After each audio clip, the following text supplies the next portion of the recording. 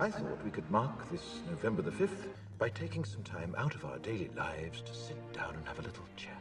It's a romantic idea to imagine yourself to be somewhat revolutionary, when in actuality you're merely proposing an enforcement of the state. It seems to me that many people out there who like the idea that they are standing up for something important, like to make believe, like to pretend that they are somehow fighting a wondrous cause.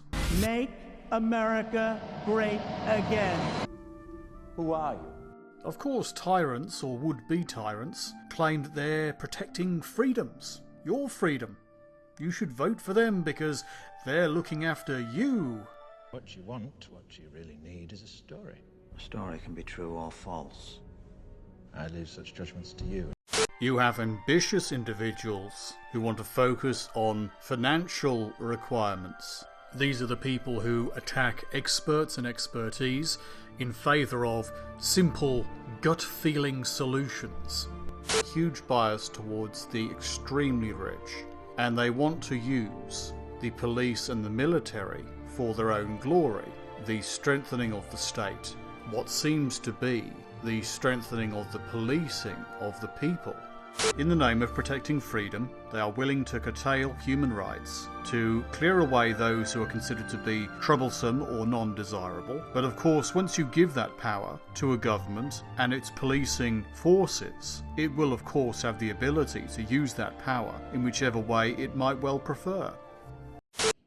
It's against the rules! Fueled by the media, fear and panic spread quickly, fracturing and dividing the country until at last the true goal comes into view. No one would have predicted the results of the election that year, no one. But the end result, the true genius of the plan, was the fear. The rest, as they say, is history.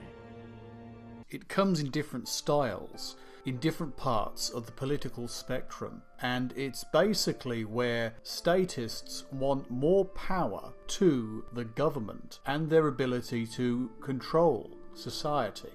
They claim they're going to do some things about some of the major issues, but more often than not what they do is not successful and not quite as advertised, and that's merely a distraction from what they really want, which is power for power's sake. The ability to be immune to the law, to give themselves more status and more wealth, so they may sort out issues of immigration. Then again, they may abuse power to put military forces into cities, claiming the problems which exist there are far greater than they actually are. They claim to be fixing the economy while making their friends richer and playing the amateur game of economics. As many of these people are not actually experts in how to run an economy, they're merely people who've had businesses or connections to business, or even just simply ideological connections to people who claim to know how to run an economy, and as a result, they end up doing more harm than good.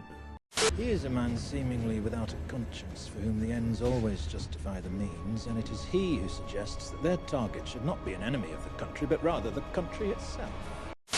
You will control all that you see and hear.